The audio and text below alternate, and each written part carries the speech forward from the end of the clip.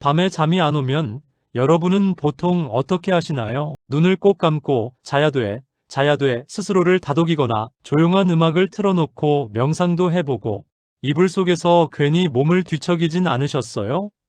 그런데 이상하게도 그렇게 애쓸수록 잠은 더 멀어지고 심장은 괜히 두근거리고 숨은 조금 가빠지고 머리는 오히려 더 맑아지는 느낌이 들 때가 많습니다. 여기서 하나만 분명히 말씀드릴게요. 이건 잠이 안 오는 게 아닙니다. 지금 여러분의 뇌가 깨어나는 중이에요. 잠을 자려고 애쓰는 행동 자체가 특히 나이가 들수록 뇌한테는 긴급 신호가 되는 경우가 정말 많거든요. 마치 지금 뭔가 중요한 일이 생긴 건가 하고 뇌가 경보를 울리는 거예요. 그래서 노력할수록 정신은 더 또렷해지고 잠은 더 달아납니다. 저는 시니어 건강 컨설턴트 김도연입니다. 몇 달 전에 만난 74세 박정수 어르신도 밤마다 2~3시간씩 뒤척이다가 새벽에 겨우 잠드셨는데요. 수면 방식을 바꾸고 나서 일주일 만에 잠드는 시간이 눈에 띄게 줄었습니다. 약을 바꾼 것도 특별한 치료를 한 것도 아니었어요. 이 영상을 끝까지 들으시면 왜 잠을 자려고 할수록 더 깨어나는지, 그리고 오늘 밤부터 무엇을 바꾸면 되는지 분명히 알게 되고 아침을 상쾌하게 맞이하게 되실 겁니다. 안녕하세요. 백세웰빙입니다. 구독과 좋아요는 저에게 큰 힘이 됩니다. 많은 분들이 이렇게 말씀하세요. 젊을 때는 머리만 대면 잤는데 왜 나이 들수록 잠이 이렇게 어려워지느냐고요. 이건 생활 태도가 나빠져서도 마음이 약해져서도 아니에요. 몸 안의 시스템이 조용히 바뀌었기 때문입니다. 첫 번째는 잠을 시작하게 만드는 신호가 약해졌다는 거예요. 우리 몸에는 이제 잘 시간이야 하고 알려주는 신호가 있는데 나이가 들수록 이 신호가 점점 작아지거든요. 예전에는 졸음이 자연스럽게 밀려왔는데 어느 순간부터는 눈은 감기는데 졸리다는 느낌이 잘 안 와요. 마치 자동차 시동은 꺼야 하는데 계기판 불이 잘 안 들어오는 상태라고 보시면 됩니다. 두 번째는 몸의 열 조절이 예전 같지 않다는 거예요. 잠이 들려면 몸속 중심 온도가 살짝 내려가야 하는데 나이가 들수록 이 기능이 둔해집니다. 그래서 누워있으면 몸은 피곤한데 머릿속은 계속 돌아가요. 마치 엔진이 뜨거운 상태로 계속 켜져 있는 것과 같아요. 세 번째는 신경이 쉬는 쪽으로 잘 안 넘어간다는 점입니다. 낮에는 움직이고 생각하고 버텨야 하니까 몸이 긴장 모드로 있다가 밤이 되면 쉬는 모드로 바뀌어야 하잖아요. 그런데 나이가 들면 이 전환 스위치가 헐거워져요. 누워있어도 심장이 두근거리거나 괜히 불안한 느낌이 남아있는 이유가 여기에 있습니다. 또 한 가지 중요한 이유가 있어요. 새벽에 꼭 한 번씩 깨시는 분들 계시죠? 이 경우는 잠의 문제가 아니라 혈당의 문제인 경우가 많습니다. 저녁 늦게 먹거나 간식을 드신 뒤 잠들면 자는 동안 혈당이 떨어지면서 몸이 위험 신호로 받아들여요. 그 순간 몸은 여러분을 깨우려고 하고 우리는 새벽에 눈을 뜨게 되는 겁니다. 이 모든 원인을 한 줄로 정리하면 이래요. 몸은 쉬고 싶어 하는데 뇌와 신경은 아직 긴급 상황이라고 착각하고 있는 상태예요. 그래서 누워있어도 잠은 오지 않고 노력할수록 더 깨어나게 되는 겁니다. 잠을 이야기할 때 많은 분들이 이렇게 생각하세요. 내가 예민해서 그런가? 머리를 너무 많이 써서 그런가? 뇌가 문제인 것 같아. 그런데 실제로는 잠은 뇌 하나만의 일이 아니에요. 몸 전체가 함께 움직여야 만들어지는 회복 과정입니다.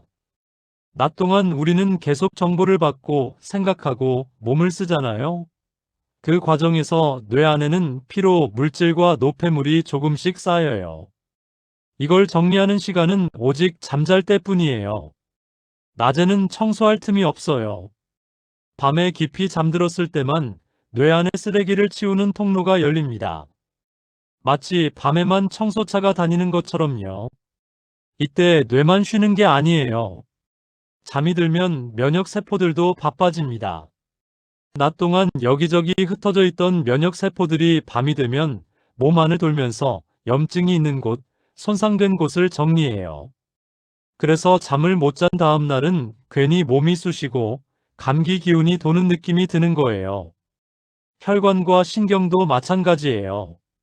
잠이 들면 심장 박동이 조금 느려지고 혈압도 내려가면서 혈관이 쉬는 시간에 들어갑니다. 그런데 잠이 얕아지면 이 과정이 제대로 이루어지지 않아요. 밤새 몸은 누워 있었지만 혈관과 신경은 계속 근무 중인 상태가 되는 거죠. 여기에 장과 혈당 상태까지 영향을 줘요. 장이 예민해져 있거나 혈당이 밤새 출렁이면 뇌는 계속 경계를 풀지 못합니다. 그러니 뇌만 재우려고 애써봐야 잘 안 되는 거예요. 마치 집 안 전체 전기가 켜져 있는데 안방 불만 끄려고 하는 것과 비슷해요. 그래서 잠은 하나의 방법으로 해결되지 않아요.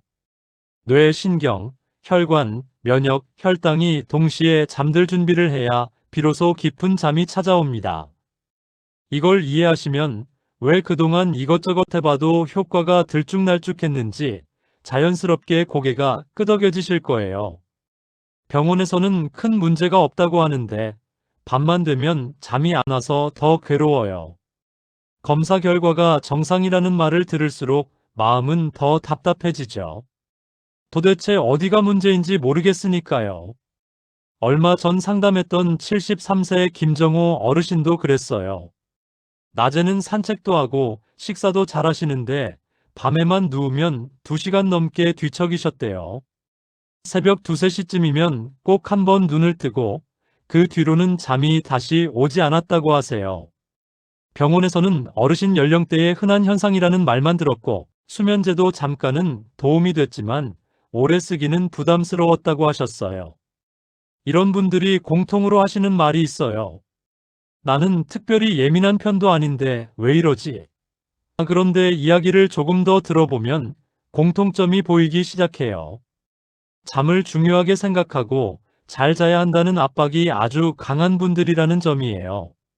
누우면 오늘은 꼭 자야 해 하는 생각부터 앞서고 그 순간부터 몸이 긴장하기 시작하거든요. 김정호 어르신도 마찬가지였어요. 잠들기 전까지 텔레비전을 보다가 침대에 누우면 이제 자야 돼 하는 생각이 머리를 꽉 채웠대요. 잠이 안 오면 안 올수록 걱정은 커졌고 그 걱정이 다시 잠을 밀어냈어요. 몸은 쉬고 싶은데 신경은 계속 깨어 있으니 잠이 깊어질 수가 없었던 거죠. 중요한 건 이런 상태가 병이 있어서 생긴 게 아니라는 점이에요. 검사에서 이상이 없다는 말은 몸이 완전히 망가졌다는 뜻이 아니에요. 오히려 회복할 여지가 남아있다는 의미예요. 문제는 잠 자체가 아니라 잠을 방해하는 조건들이 밤마다 반복되고 있었다는 데 있어요. 김정호 어르신에게 필요했던 건 새로운 약이 아니었어요.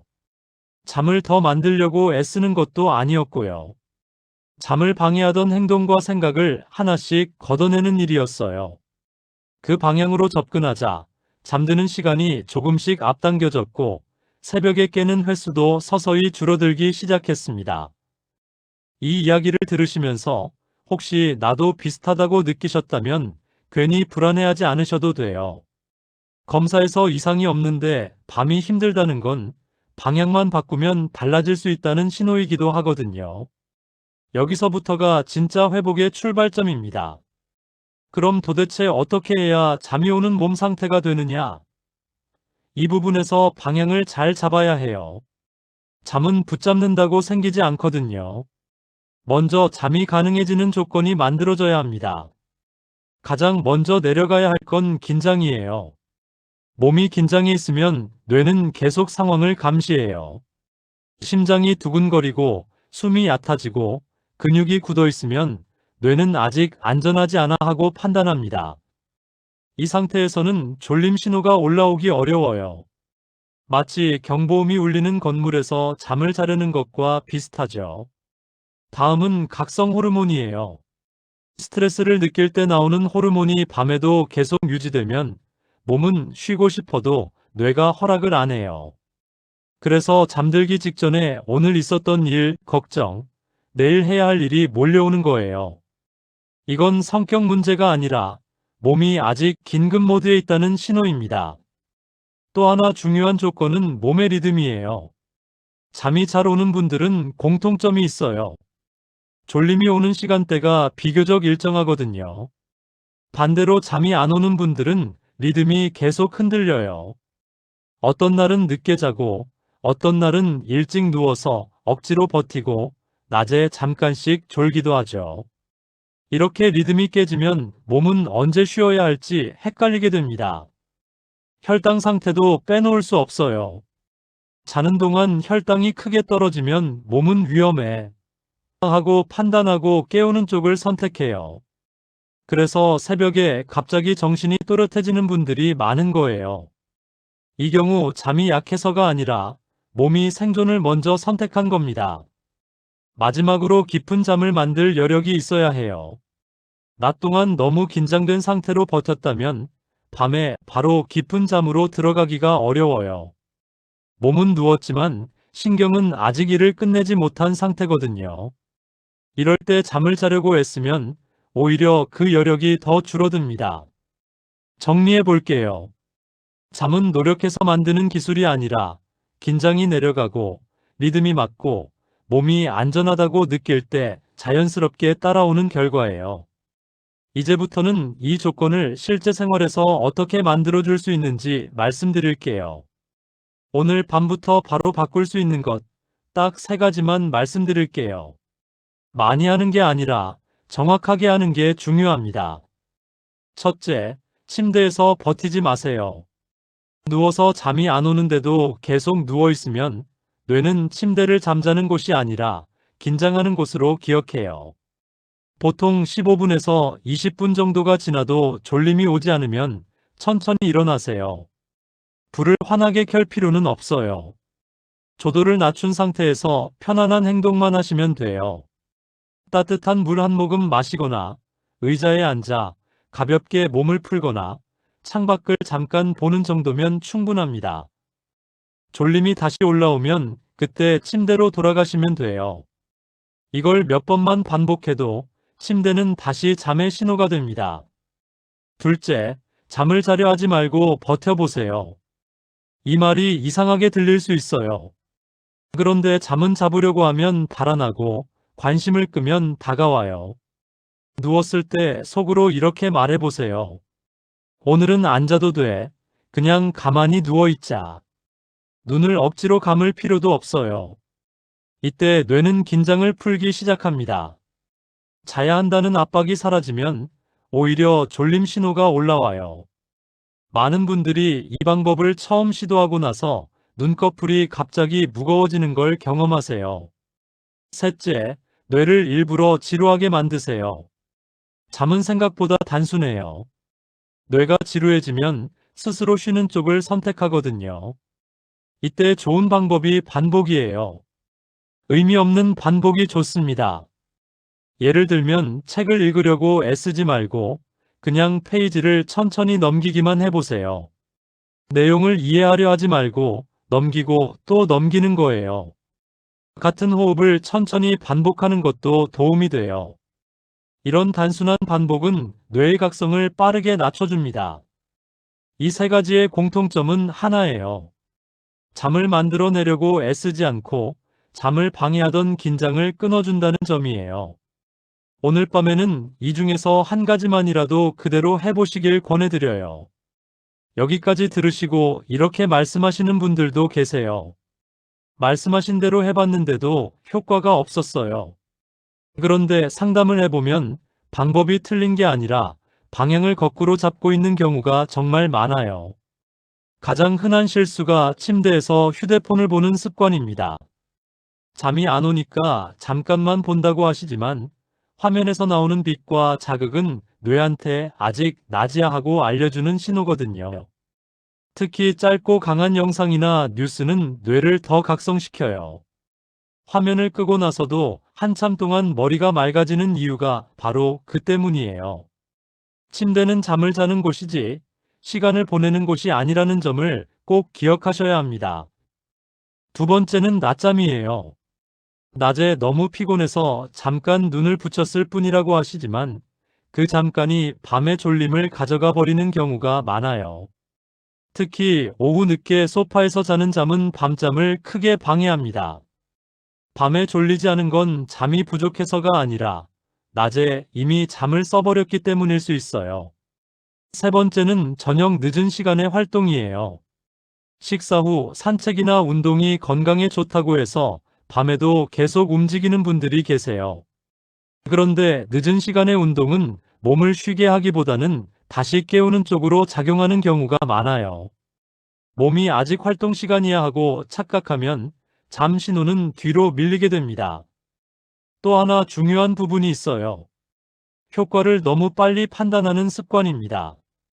하루 이틀 해보고 안 돼 하며 포기하는 분들이 많아요.